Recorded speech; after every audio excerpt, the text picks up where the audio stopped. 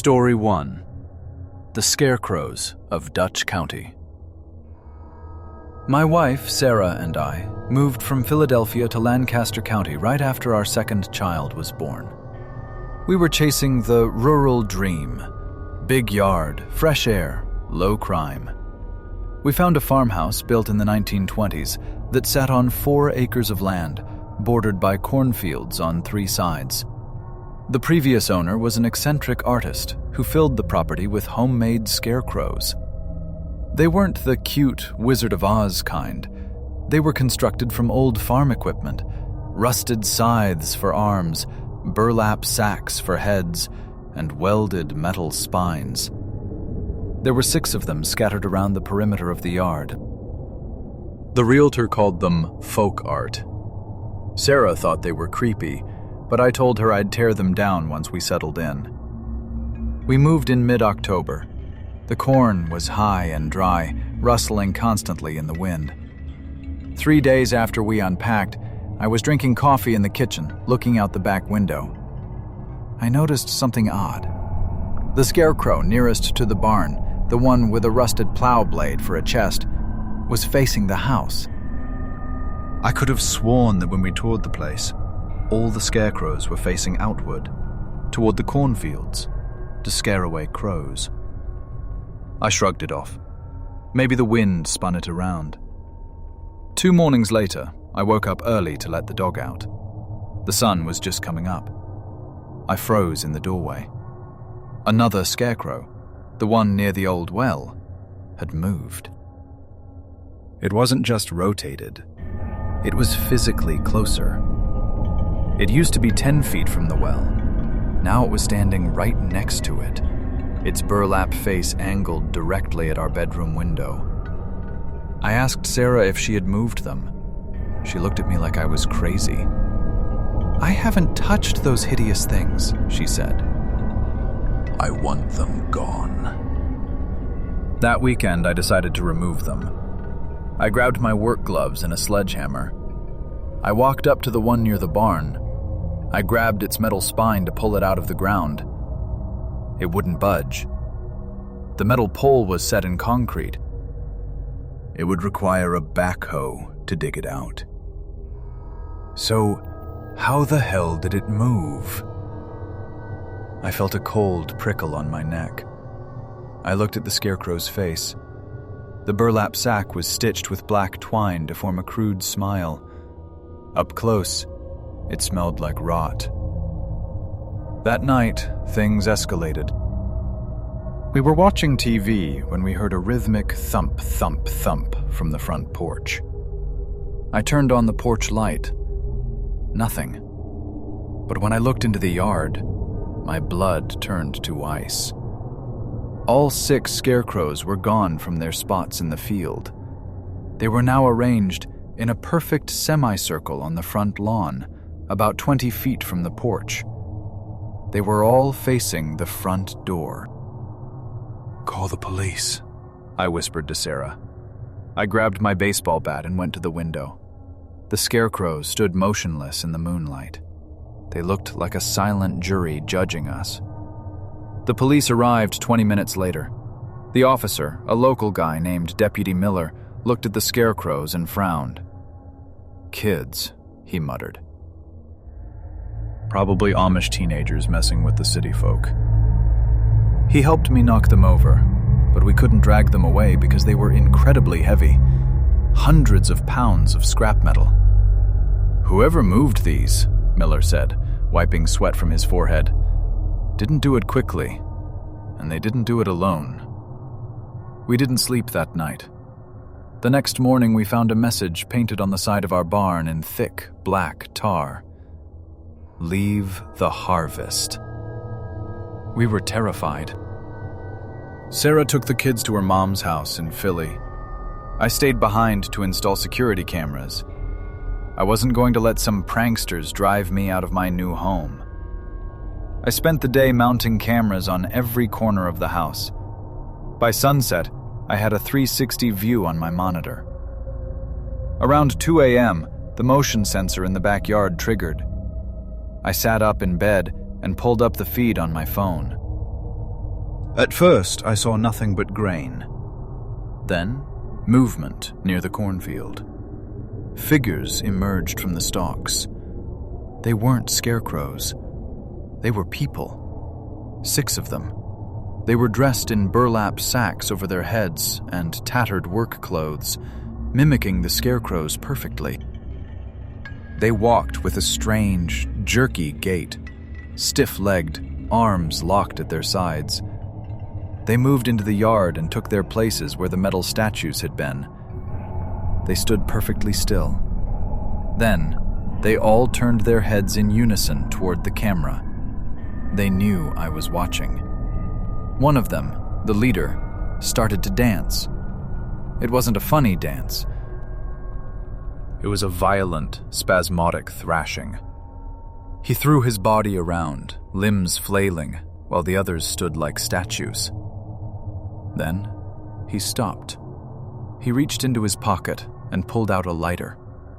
He walked up to the real scarecrows, the metal ones we had knocked over, and started lighting the dry grass around them on fire. "Hey!" I screamed, running downstairs. I grabbed my shotgun, a purchase I made that afternoon, and racked a shell. I threw open the back door. "Get off my property!" I roared, firing a warning shot into the air. The figures froze. Then they all let out a sound that I will never forget. It was a collective, high-pitched screech, like a fox screaming, but human. They turned and sprinted back into the cornfield, vanishing into the stalks. The fire department put out the grass fire before it reached the house. The police did a manhunt with dogs, but they lost the scent at the creek. We moved out the next day. We didn't even bother selling the house first. We just left. A month later, I got a call from the realtor. She said the new owners were asking about the art installations in the yard. "What art?" I asked. "I knocked the scarecrows over." "No," she said. "They're standing up again, and there are 7 of them now." I hung up. I don't know who the 7th one is, and I don't ever want to find out. Story 2. The Load on Circuit 4. My wife, Elena, and I bought the house in rural Michigan for a steal. It was a foreclosure, a sprawling 1920s farmhouse that had sat empty for 2 years. I'm a licensed electrician, so the fact that the place needed some rewiring didn't scare me. In fact, it was a selling point. I wanted a project. We moved in during late October. The house was drafty, creaky, and surrounded by dense woods, but we loved it. It felt like our own private kingdom. The trouble started about 2 weeks in. The breaker for the second floor kept tripping. At first, I thought it was just old wiring, but every time I reset it, it would hold for a few hours and then, pop, the upstairs would go dark again. Being a professional, I decided to trace the issue. I grabbed my multimeter and headed down to the basement. The basement was a labyrinth of unfinished concrete and cobwebs. The main panel was in the utility room. I clamped my meter onto the wire for Circuit 4, the upstairs line. It was pulling 18 amps.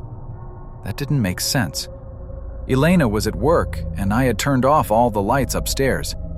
There was nothing plugged in. The load should have been 0. I followed the Romex cable. It ran along the ceiling joists, snaking its way toward the back of the basement. I traced it with my flashlight until it disappeared behind a large, built-in wooden shelving unit against the far wall. I frowned. According to the floor plan, that was an exterior wall. The wire shouldn't be going through it. It should be going up to the second floor. I started pulling boxes off the shelves. The wood backing of the shelf looked slightly different than the rest of the basement paneling. I gave it a shove. It wobbled. I grabbed a crowbar and pried the shelving unit away from the wall. Behind it was a heavy steel fire door. It wasn't on the blueprints. It had a commercial-grade deadbolt, locked tight. My curiosity turned into a cold knot in my stomach. I ran upstairs and grabbed the box of keys the bank had given us at closing. I tried every single one. None of them worked. I called the bank. They had no record of a room down there. I called the sheriff's non-emergency line just to be safe, but they said unless there was a crime, they couldn't help me open a door in my own house. So, I did what any tradesman would do. I drilled out the lock. It took about 20 minutes of grinding metal. Finally, the mechanism clicked, and the heavy door swung inward with a groan. The smell hit me first. Stale air, unwashed body odor, and rotting food. I shined my flashlight into the darkness. It was a bunker, or maybe a root cellar that had been converted. The wire I had traced was spliced into a light socket hanging from the ceiling. A space heater was plugged into an outlet. That was what was tripping the breaker. But it was the rest of the room that made me drop my flashlight. There was a cot in the corner with a sleeping bag. There were piles of empty tuna cans and water bottles. And on the walls, photos. Dozens of Polaroids were taped to the concrete. They weren't random photos. They were photos of us. Photos of Elena unloading groceries. Photos of me mowing the lawn. Photos of us watching TV in the living room, taken through the window. And in the center of the wall, a calendar. Today's date was circled in red marker. My heart was hammering so hard I thought I was having a heart attack. Someone wasn't just squatting here. They were studying us. Then, I saw the draft. On the opposite side of the bunker, a small, narrow staircase led up to a set of wooden storm doors, the kind that lead out to the backyard. I realized with horror that I had never checked those doors from the outside. They were covered in overgrown ivy. I had assumed they were rusted shut. I ran to the storm doors and pushed. They opened easily. The padlock on the outside was fake. It was cut on the backside so you could just lift it off. The intruder had a key to the bunker and a private entrance. He had been coming and going as he pleased, siphoning my electricity to keep warm while he watched us. I grabbed the sleeping bag. It was still warm. He had been here minutes ago. He probably heard me drilling the lock and slipped out the back way. I ran upstairs, loaded my shotgun, and called 911. While we waited for the police, I took a hammer and nailed the storm doors shut from the inside with 2x4s. I barricaded the steel door in the basement with the heavy shelving unit. The police arrived and took a report. They swept the woods but found nothing. They told us to stay vigilant. That night, a blizzard rolled in. Around 2 a.m., Elena and I were huddled in the living room, unable to sleep. Thump, thump, thump. Heavy pounding on the exterior storm doors. He was trying to get back in. We froze. The pounding got louder, angrier. He was throwing his body weight against the wood. Then, silence. 5 minutes passed. I gripped the shotgun, aiming it at the hallway. Smash! The sound of shattering glass came from the kitchen. I sprinted in, weapon raised. A brick was lying on the kitchen floor, surrounded by broken glass from the back window. Wrapped around the brick was a piece of paper. I didn't step outside. I didn't look out the window. I knew he was out there, in the dark, watching. I picked up the note. It was scrawled in frantic, jagged handwriting. You tripped the breaker. I was cold. The police didn't catch him that night. But 2 weeks later, they arrested a man breaking into a garage 3 miles away. He had a backpack full of Polaroids. We moved. We took a financial loss on the house, but I didn't care. I couldn't live in a place where the walls had eyes. And now, whenever a breaker trips in my new apartment, I don't go to the fuse box. I grab my gun. Story 3. The Man in the Overgrown Yard. I bought my first house at 26. It was a narrow brick row house in Baltimore, in a neighborhood that was up and coming. That's realtor speak for half the block is renovated and the other half is falling apart. I came from a big, loud Italian family where privacy was a foreign concept. Moving into this place alone was a shock to the system. The silence was heavy. To cope, I spent a lot of my evenings on the small, rusted iron deck off the second-floor kitchen. It was my sanctuary. I'd smoke a cigarette, listen to the distant city traffic, and look out over the patchwork of backyards. Most of the yards were neat, small gardens, fire pits, string lights. But the house directly behind mine, separated by a low chain-link fence, was a disaster. The grass was waist-high, the brickwork was crumbling, and the windows were covered in yellowing newspaper. It looked abandoned. I lived there for 2 months without seeing a soul entering or leaving that house. I assumed it was a vacant property held by the city. Then, one Saturday afternoon, I decided to be a good neighbor and clear some of the ivy that was growing from that yard onto my fence. I walked around the block to the alleyway that ran behind our houses. The back gate to the dilapidated house was hanging off its hinges. I walked up to the back door to knock, just to see if anyone cared about the ivy. The door was solid wood, rotting at the bottom. I knocked. Rap, rap, rap. Nothing. I turned to leave, assuming I was right about it being empty. Click. The door didn't open, but the deadbolt slid back. Then, the door creaked open about 3 inches. A face appeared in the gap. It wasn't an old squatter. It was a man, maybe 40 years old. He had greasy, shoulder-length hair and skin so pale it looked translucent. His eyes were wide, unblinking, and intensely blue. "Yeah?" he rasped. I jumped back. "Oh, hey, sorry. I'm your neighbor directly behind you. Just wanted to ask about the ivy."